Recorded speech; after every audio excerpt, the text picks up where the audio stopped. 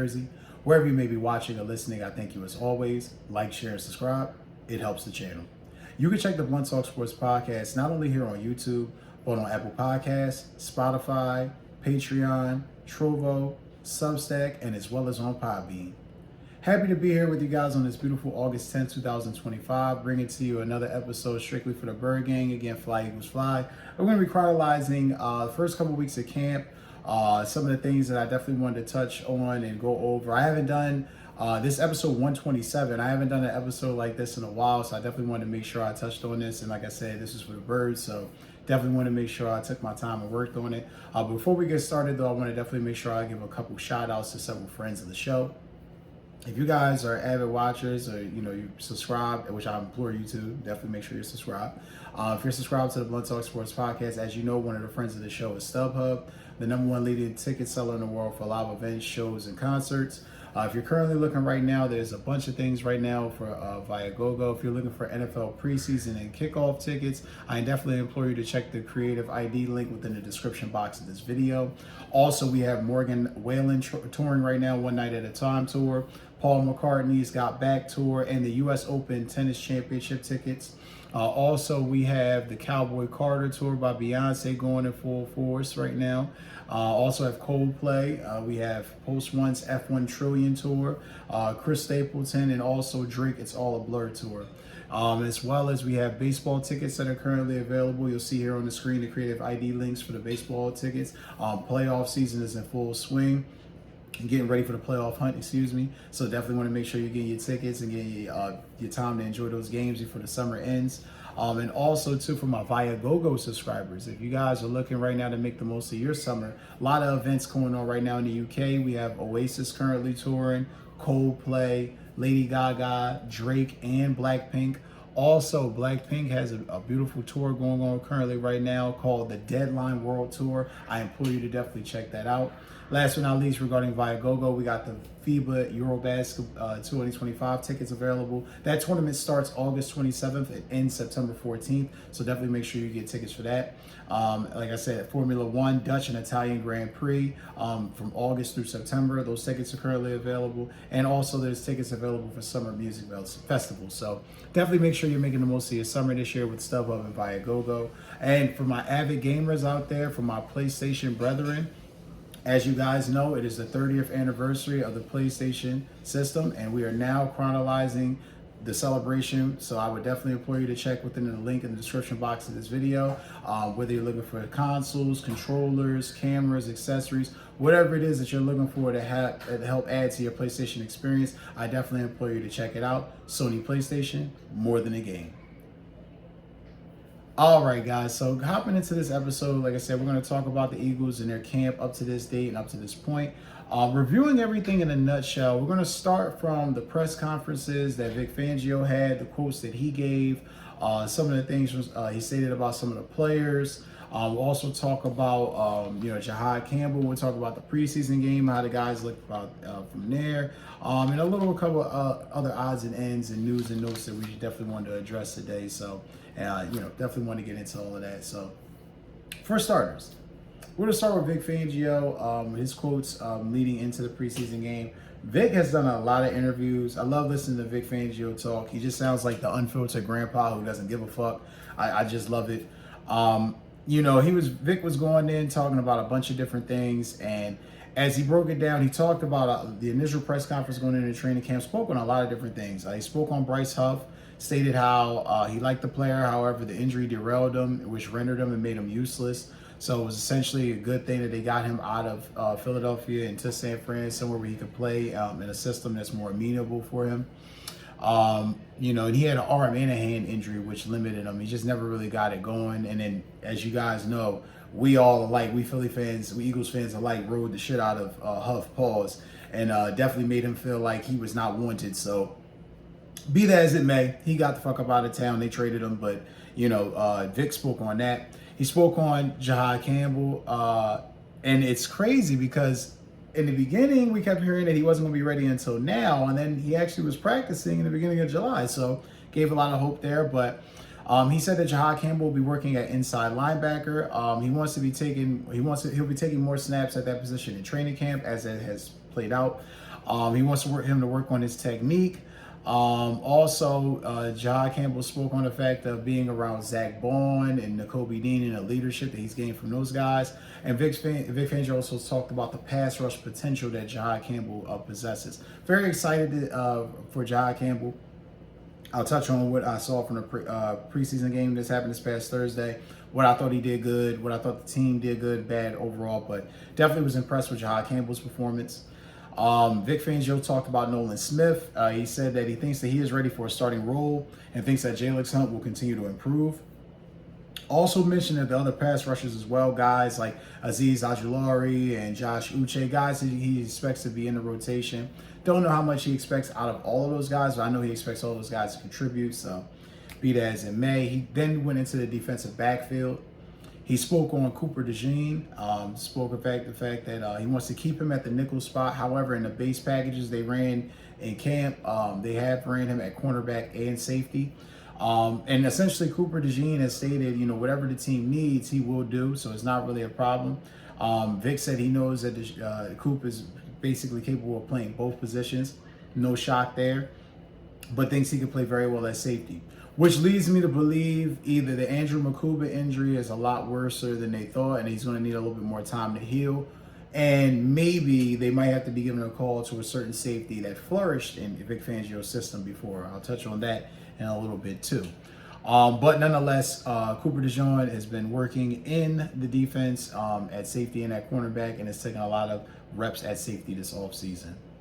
Now, one of the situations that Vic Fangio has spoken on at length and has definitely dived into is the cornerback situation, the right side cornerback situation in Philadelphia this offseason. You have Kaylee Ringo and Adoree Jackson essentially battling it out for that position.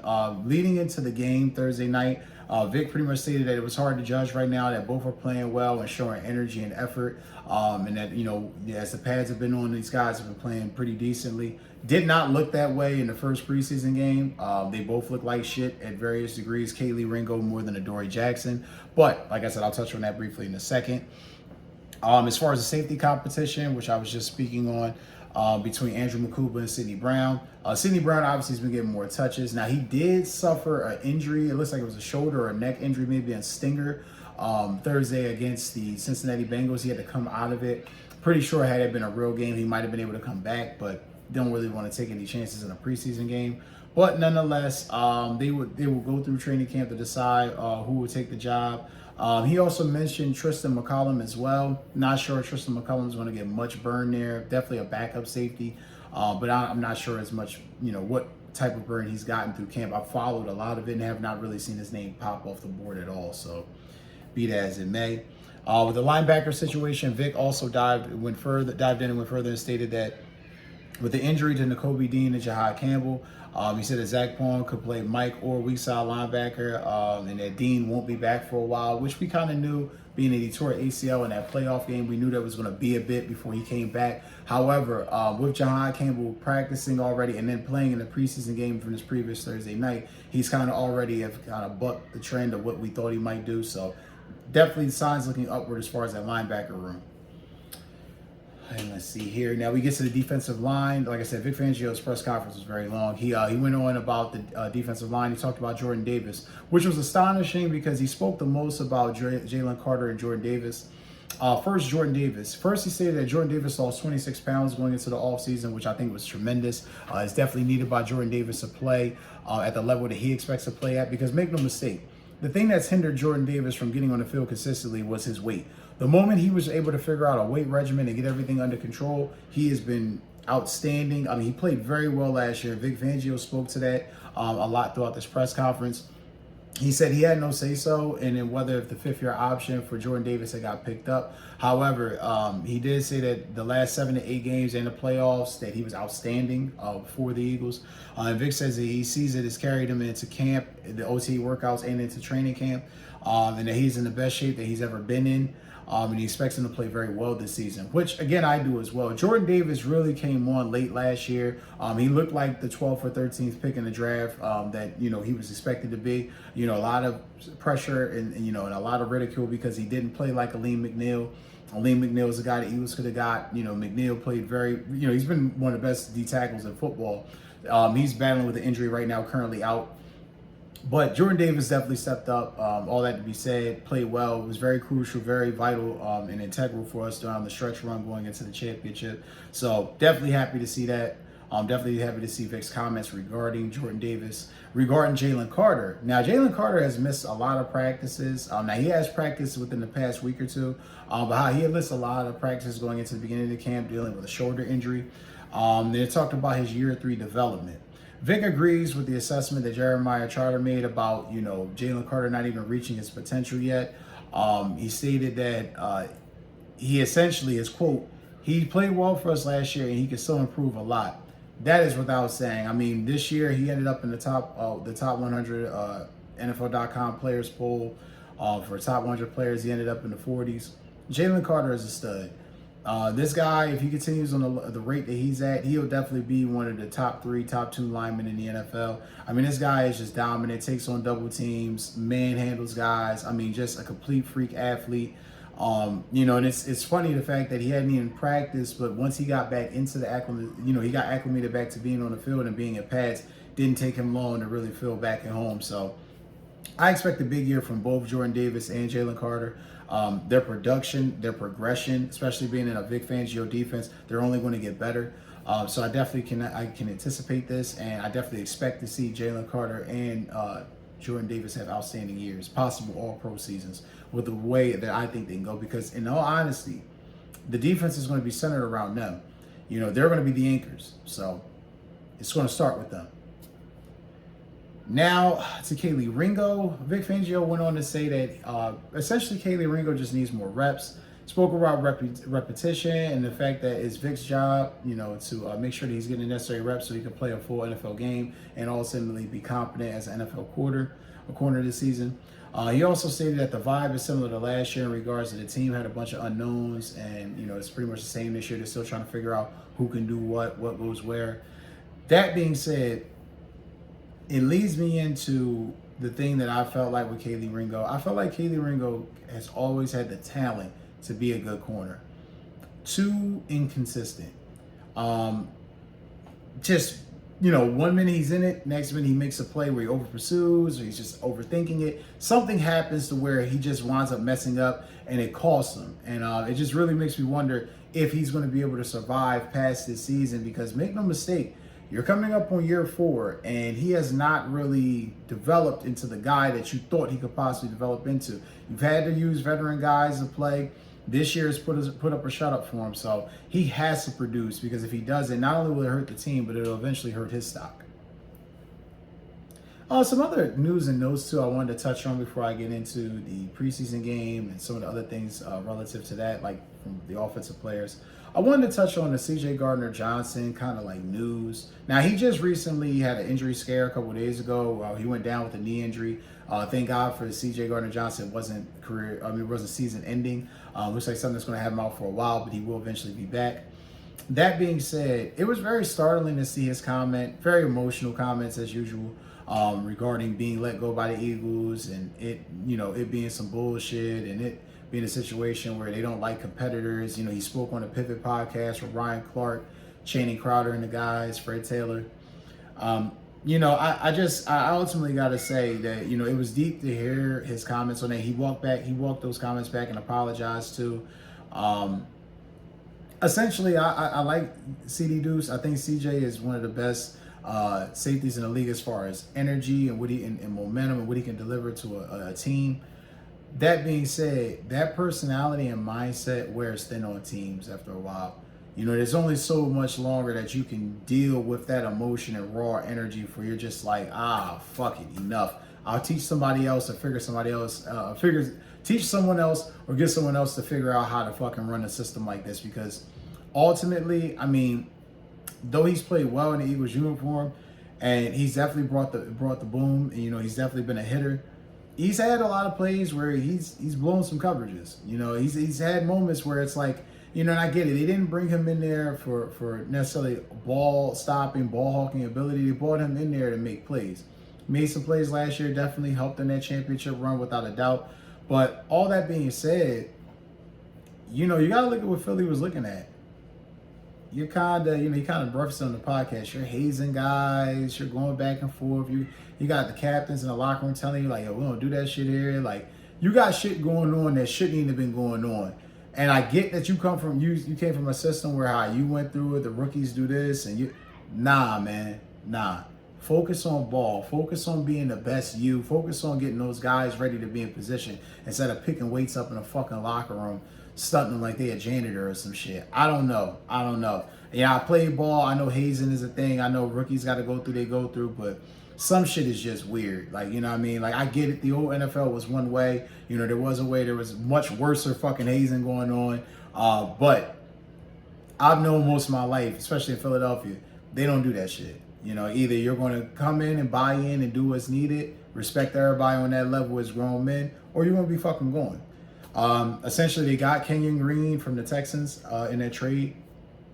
We'll have to see what Kenyon Green does because Tyler Steen has definitely locked up that right guard spot. All the linemen have talked about how dominant he's been through camp. He's been the clear-cut favorite at that position, rightfully so. Played a lot there last year. Should have had it. Mekhi Becton took his job. Now he's got the position, rightfully so. So, CD Deuce, good luck in Houston. But yeah, and Vic Fangio ultimately said he didn't have anything to do with it. So, be that as it may, wish the man the best of luck in Houston, but let bygones be bygones. I say they touched on also Andrew Makuba. Vic stated that he knows Andrew Makuba could play a slot as well, but he more or less focusing him at safety. He's been battling a knee injury, which has kind of kept him out most of camp, which has limited him mightily as far as production. We'll have to see if he can get in within the second or the third preseason game, which I surmise at some point he will. But if you don't get him back by a certain point, you may have to put that call into Justin Simmons. He's still out there. Brian Baldinger stated in March, everything's pretty much signed on, ready to go. You just need to get him a home in South Jersey, and he's ready to sign on. I ultimately feel like that'd be the best thing to do. I feel like right now, Andrew Makuba has not been healthy all camp. Has not really been healthy since OTAs. Sidney Brown gets injured. You need to address this position. I know he might be commanding. I doubt that he's commanding a boatload of fucking money. You get him on a one-year deal, pay him somewhere between 10 and 12 million. And I'm gonna look here via spotrec.com to see what his contract will garner. But I'm of the mindset right now where you may have to draft Justin. You may have to actually acquire Justin Simmons via a signing because you don't really know what you're really getting out of Andrew Makuba, especially with the fact that he's been injured with this knee injury, and Sidney Brown stays injured. So, looking here at projections, market value. Okay, so his contract is doable. I mean, for Justin Simmons, looking here on spotrec.com, you're looking at a 1 year, $5.8 million salary. That's a contract that's very doable for the Eagles. Now, to give you market value, he's fifth ranked safety market value. NFL ranked 424th, so not great. But if you're looking for stats, if you're looking for last year, he ended up in the top 100 players list as well. Like I said, essentially, when we're talking about last season, played 1,000 snaps, played 16 games, played 91% of the snaps, no sacks, 62 tackles, 2 interceptions. This guy will do exactly. He's 31, a little bit older, but he's only had 9 years in the league. He's still going to do exactly what you asked him to do. So if I'm, Vic and the guys, I'm Howie, I'm kind of thinking like maybe it's time to put that call in and get Justin Simmons an Eagles jersey because Andrew Makuba has not been healthy, and I'm not sure when he's going to come back or if and when he'll be productive enough for this team to really trust him in that role. Also, too, Vic Fangio spoke about the defensive rotation, spoke briefly on Ty Robinson getting some of those snaps, being that Milton Williams is going. Ty Robinson also had played well in the game, in the preseason game Thursday night, was able to get a sack. Looked the part, looked like he could, that aggressive physical defensive tackle that we thought they were drafting. They call him the white gorilla. I like Ty Robinson. I think he was one of my underrated draft picks. He was a guy that I felt like was going to be a hit for this team, and I'm definitely anticipating what he could do for this defense in 2025. Going forward here, looking at some of the comments from the offense. We're going to talk about Jalen Hurts. Now, Jalen Hurts spoke previously. He stated that on his growth going into this offseason, things that he wanted to work on, things he wanted to get better at going into 2025. Also spoke about a reset, not a repeat. Not talking about repeating as champions. You can't repeat as champions. That was 2024. You won the title in 2024. You're the champion for that year forever. However, in 2025, it's a whole new ball game. In the words of AJ.Brown, she's not loyal. AJ.Brown even spoke about this, about how, the process is still, quote, the process is still the same. I'm very blessed and fortunate to achieve and win the Super Bowl as a team, but the process of the daily grind stays the same. Once you kind of look at it through that lens, you kind of just go back to work. All of that stuff is over with. I like to say, the Lombardi, she's not loyal. She's not loyal. So we got to do what we got to do again, try to win her over again. And he's absolutely correct. Both these guys are correct in their assessment. And then even listening to Kevin Patullo's comments, where Kevin Patullo spoke about working with Jalen, about how the bonding. He's been there the whole time since Nick has been a coach, but the bonding with them as far as a coordinator position really started in the OTAs. Said that they've had a relationship since he's arrived. He stated that Patullo is precise, clear, and detailed, which I think is something that Jalen really loves. That's something that he really predicates. And I think offensively, for a quarterback, if your offensive coordinator is all three of those things, precise, clear, and detailed, you'll hear the directions that you need, you'll follow suit correctly, and you'll play at a high level. So definitely glad to hear that. Glad to hear that Kevin Patullo and Jalen Hurts are bonding the way they need to. Then we heard from Saquon Barkley. Saquon got to speak on a couple different things. He also spoke on how his role will change in 2025.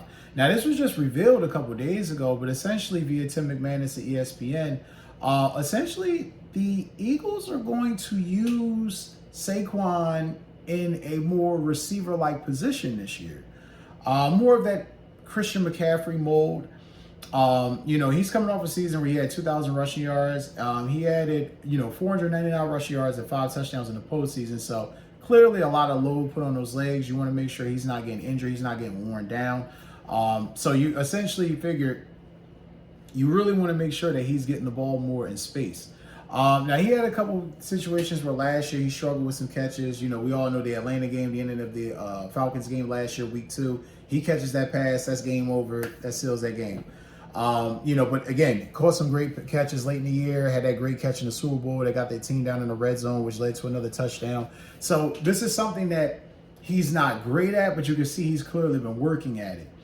I personally think that the fact that he's able to pull in difficult catches, the fact that he's able to make moves, I think that spells well for the Eagles offense. That's just another thing that you have to worry about, because if Saquon can line up wide and you can get the ball to him in space and the defense can't just key in with 8 in the box, that's just going to make it even more harder for teams to really stop this offense. So I definitely think that's something that's going to be beautiful.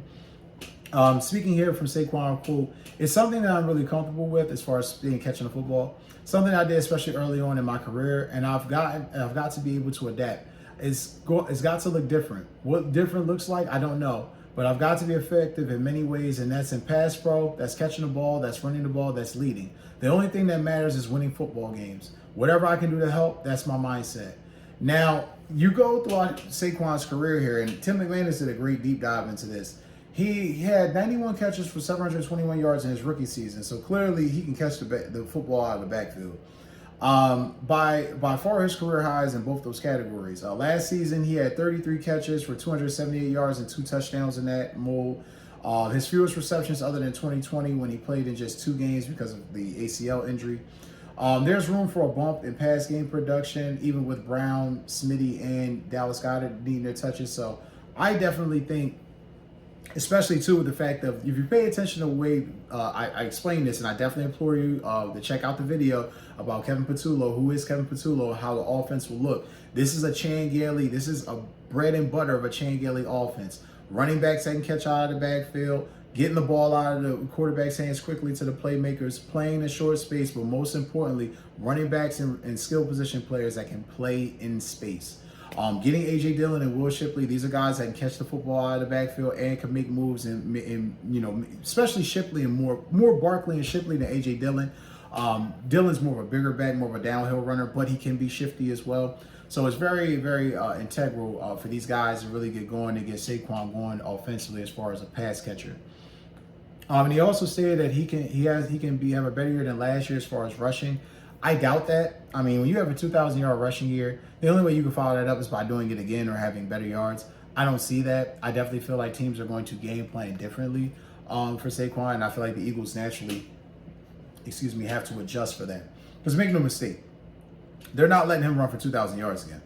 They're not. No team in their right mind is going to allow him to just dominate them. Now, some teams can't stop him from doing that. But most teams are not going to allow Saquon Barkley to dominate a game the way he dominated a season a year ago. So this is intelligent by the Eagles. It makes the most sense, and it shows ultimately what they're trying to do to really get this team in position to really be better going into 2025. And last but not least, as far as the press conferences go, they also told the reporters spoke to A.J. Dillon. He spoke a lot about, and I'll talk about his performance during the preseason game too. He feels like he's having fun and feels like the running back room is bonding very well. He spoke on the skill set that he brings to Philly, his ability to run, catch the ball out of the backfield, and his blocking. He said he's also been working on special teams as a kick returner and punt returner. Don't think that's something that's going to work out. I just think that, Sirianni and Michael Clay and the guys wanted to ultimately see how he worked out there. Don't foresee that being something in his future. And he said he's ultimately excited to play behind this offensive line, which, let's be honest, we all know playing behind this offensive line is a blessing for any running back. Every running back that's been behind this offensive line has put up career numbers, had great years. So be that as it may, I definitely understand where A.J. Dillon's coming from. He's playing for his football mortality. He was let go by a team that drafted him. The Packers wanted to keep him. The Packers tried to give him another shot a year ago. Things just didn't work out. They had young guys already in position. They had Josh Jacobs. There was no need anymore for A.J. Dillon. So he's playing for his football mortality. So it's going to be very interesting to see how A.J. Dillon plays and Will Shipley, how that running back room gels and how they can help spell the workload for Saquon Barkley going into 2025. And also, too, we talked about, I want to make sure I got on Jalen Hunt and Jahai Campbell before we wrap up the comments from the press conferences, and quotes from the players throughout the camp. Saquon spoke about Jahai Campbell. Jahai Campbell has definitely turned heads. As I previously mentioned what Vic Fangio said about Jahai Campbell, he has definitely turned heads this summer. He has guys that are very excited. Saquon spoke to the fact about how raw he is, the athlete, freaky athletic. He said, quote, super raw, likely like freaky athletic, and he's going to be a problem, a real big problem for a lot of guys in the league who have to go against him and block him. So be that as it may, definitely already turning heads. He basically said he's kind of he's got the build like Micah Parsons, so that's definitely good too. Quote from Saquon Barkley, he's kind of built like Micah a little bit. I've known Micah for a long time, so I feel like as he grows and learns the game a little bit more, you're going to be able to put him in different spots, but just raw, uber athletic, can fly, and aggressive. Something definitely needed within his defense. Definitely something that fits the mold of a Vic Fangio linebacker. So that definitely is exciting to see. Also, too, with Jalen Hunt, he spoke on the growth that he's made in the offseason, working on his body and his conditioning. Spoke on the leadership from Nolan Smith and how that's helped him going into this year. But most importantly, spoke about how happy he was to be back in the defensive room with Vic Fangio and back around him and learning from him. I expect a very big year from Jalen Hunt. He was a third-round pick last year. I think most of us kind of thought really weren't going to be expecting anything from him until this season. However, he did have to get in last year. It took him a little bit, but once he got going, he started figuring out. You see the freaky athletic talent. You see the raw tenacity on the edge. You see why he was a third-round pick. I mean, this guy might be a fucking steal by the end of the day. That's how good he played towards the end of the year. And I definitely feel very much that he's going to have a good season alongside Nolan Smith. So to see him excited to be back in the room and eager to just get better, it definitely just has me feeling excited as an Eagles fan. Going into some further comments about the preseason game. Now, the preseason game was quite funny. And I say funny because there was a bunch of different things going on regarding the preseason game and tangible storylines throughout it. But we're going to dive into it. Now, obviously, we know the Eagles won 34-27. You know, always definitely a good thing whenever the Eagles get a victory, whether preseason or regular season. Not that it really matters, because none of these games matter at all. They don't dictate their wins or losses in the season. But nonetheless, Joe Burrow, as I stated in the previous episode, Joe Burrow was phenomenal. Came out, played well. The Eagles are going up against the first string offense from the Bengals, and then played against the first string defense for a few series. Liked what I saw from the backups. First and foremost, Tanner McKee, 20 of 25, 252 yards, 2 touchdowns. Amazing game. Definitely solidified the backup role. I think there's without question he's the number 2 quarterback. You have to feel, as an Eagles fan, you have to feel a semblance of confidence, a semblance of hope. If this guy, it does have to get in, barring, knock on wood, barring any injury to Jalen Hurts. But you definitely feel like this guy can run the offense and be competent enough where this team could definitely compete. Also, loved how Jahan Dotson looked. He looked good. Made a few catches. Now, if I'm looking here, I want to make sure get into the recap of everybody's stats, because it was kind of weird how it worked out, because Jahan Dotson played for a while and then he kind of like dipped out of the game. But yeah, looking here, Jahan Dotson had 2 catches, 27 yards, averaged 13.5 per catch. Longest catch was 15 yards, and that 2 catches, 2 targets. So that's pretty good there. Also, the cornerback position. What the fuck were Kaylee Ringo and Adoree Jackson doing out there Thursday night? That was bad. Kaylee Ringo played like shit. Adoree Jackson too, but Kaylee Ringo played like dog shit. Preseason, don't want to get in hyperbole, don't want to lose my mind over it. That did not look good. Y'all all saw that comeback route by Jamar Chase. Fucking smoked Kaylee Ringo. Over pursued and just, it was horrible. T. Higgins getting whatever the fuck he wants on the edges. Again, you're still talking about some of the best receivers in the NFL. However, what it really boils down to is this. That right cornerback position has to get solidified before the season starts. It is clear right now in the defense that is a weak spot, and it needs to be addressed. That just goes without saying. They have to play better going forward. Jahai Campbell played well, was all around the football, even almost had an interception. He dropped one, which kind of sucked, but ultimately made a lot of good plays. He stated, quote, via AL.com, "It felt really great just going out there and running out the tunnel. It felt amazing to see what it's going to be like for the year to come. When I went out there for pregame stretch and, just walking around the field, just doing some drills and really visualizing just the fans and just me making plays out there on the field, it was great. I got a routine, so I really was taking in the moment, just always appreciative God and what he has in store for me. He made 3 tackles in his first game. Like I said, almost had an interception, so played well. I definitely was excited to see how he played. He looked aggressive. But yeah, he got penalized for an illegal hands while shedding a blocker on a play. He'll learn that to get that hand lower.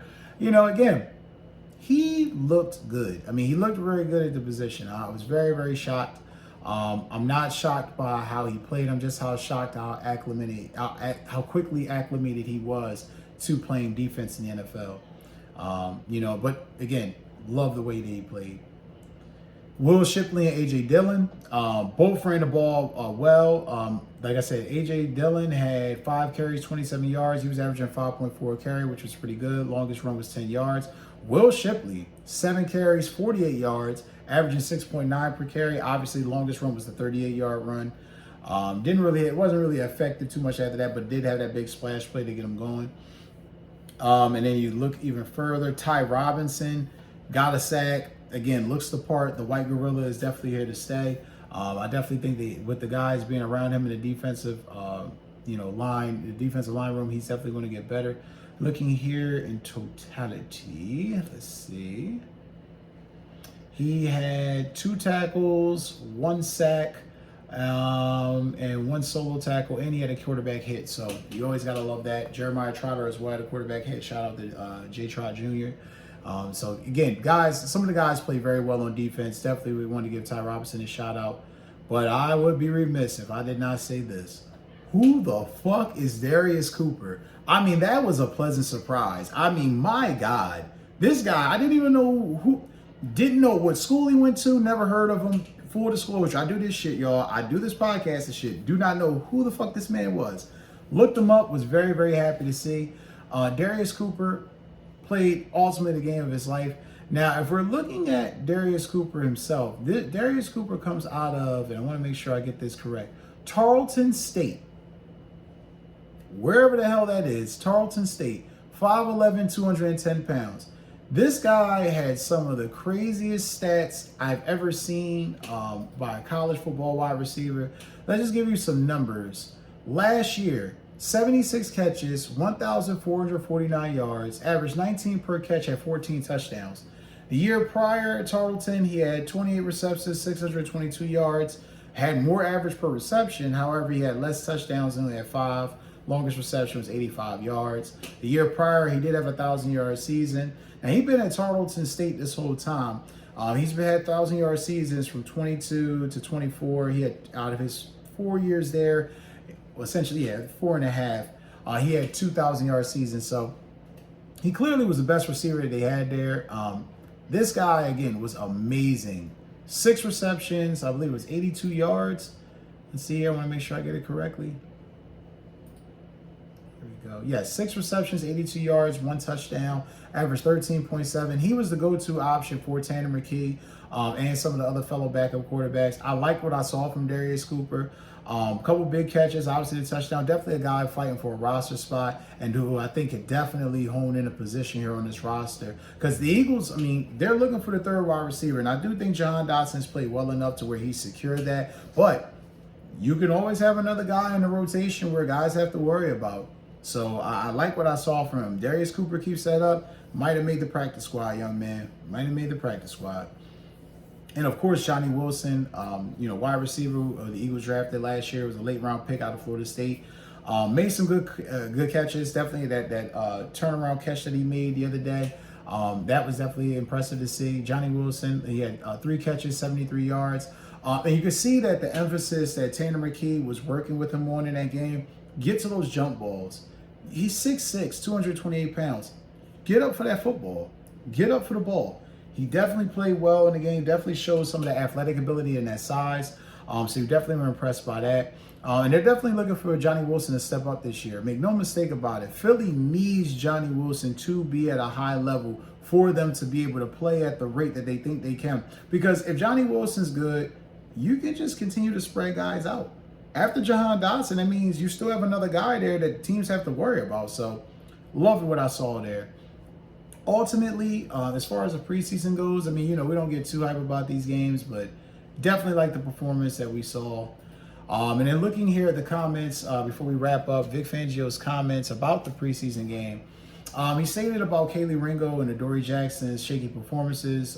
He stated, quote, obviously, they had some tough assignments in that game going against that quarterback and those receivers, but I think it's a great learning experience for both of them, and hopefully they'll both come back. Obviously, Kaylee had more balls thrown his way than Adoree did, but I think it's great that happened, and we'll see how much they can grow from that. So, be that as it may. It also says, Fangio called a zero blitz on the Jamar Chase touchdown that Ringo got beat on, as I previously mentioned. He said, why? Fangio said, yeah, there's a lot of times in the preseason where you're calling stuff for the purpose of evaluation, whereas during the season, a real game, you're calling stuff to stop anything that you can to help your guys. But during the preseason, a lot of times you're calling stuff just to get a good evaluation of everybody. So call the blitz package to see how the defense will respond to it. Obviously not great against Jamar Chase on that play. He stated, I like to put them in stressful situations, which are going to happen during the season and games. We played Cincinnati last year, and there was no cover zero because of Chase and their receivers and their quarterback, but it's a good evaluation. Teacher point that Vic Fangio ultimately said for Kaylee Ringo is, quote, he's got to tackle. I'm not upset that the guy called the ball on him. I'm upset that he didn't tackle him, and he's got to realize where he is on the field, use the sidelines, realize who he's going against. Those are all things you got to process a factor in a millisecond, and he didn't do a good job of that on that play. But I expect him to learn from that, and I expect him to improve from that. And again, that's essentially what you expect. I mean, if I'm not going to trip too much, I didn't like the performance, but if Vic Fangio saying don't trip on it. I ain't gonna trip on it. Ultimately, he's saying this guy needs a little bit more burn. That spoke to the repetition and getting him more reps. So we'll see. We'll see how he plays. They talked about the acquisition of Jacorian Bennett, who's also going to be getting, as it was mentioned yesterday via Philly.com and the Philly Inquirer, he will be getting more time to play and potentially get a role as a starter. Fangio said we're going to find out here soon. We just throw him into action and see what he's got. You know, obviously, that being said, he's definitely going to have to show out and show up. They said on whether he did homework on Bennett during the 2023 draft process. Vic said, I don't remember him in the draft process. We watched a little bit of his tape last year with the Raiders. He's got some good speed, some coverability. We'll see. You know, so it just lets you know he watched this guy's tape. So that means he's definitely had an eye on this man. He stated that he could possibly compete for a starting job. I mean, everybody's got the right to compete out here. Quote, I think we need to get his feet under him and get our eyes on him and see what happens over the next few weeks. You know, there's essentially the right cornerback position is up, you know, and they're definitely going to continue to evaluate this. He touched on a couple other things, touched on Gabe Hall, said that Gabe Hall, defensive tackle at a nice camp. He stated that also the player Sidney Brown. He said, quote, I thought he did fine. I think he'll keep progressing. Sidney's got a lot of good stuff to his game. We just got to polish him up and see things a little better, a little quicker, which is a natural progression for young players. Training camp last year from a defensive standpoint was a very small chance for him to grow, so this is his time. Now it seems like, you know, Fangio definitely thinks that Sidney Brown could definitely do some things. So we will definitely see. I mean, like I said, he went out with a stinger the other day, but we will definitely see. And then before I wrap this up, because these quotes also are coming from Jimmy Kapinski of TheVoice.com. I want to make sure I give him his credit. He spoke on edge rusher depth. Vic Fangio stated, quote, yeah, we need some guys to surface behind the first couple, and I think some of them are making good strides. I think Uche is getting better. He's just got to keep learning how we want to do all the little details, both against the run and the pass. Ojulari the same. Then the other guys were looking for somebody to surface, say, hey, maybe we need to keep this guy. So I think ultimately there's a lot of things are still in play. A lot of things are still going to be evaluated. The offense is pretty much set in stone. You know, third wide receiver battle is still going on, but, you know, the way Jahan Dotson looked out there Thursday, he keeps playing like that. He was definitely secure that. He's playing for a contract as well, so make no mistake about it. And ultimately, defensive line, which is the heart and soul of this team, they need those depth guys to step up. Make no mistake about it. They cannot be the Eagles that they want to be if those depth guys are not playing better and at a high level. So that being said, that's going to do it for this episode, guys. As always, don't forget to like, share, and subscribe. Take care, fly Eagles fly, and enjoy the rest of your Sunday.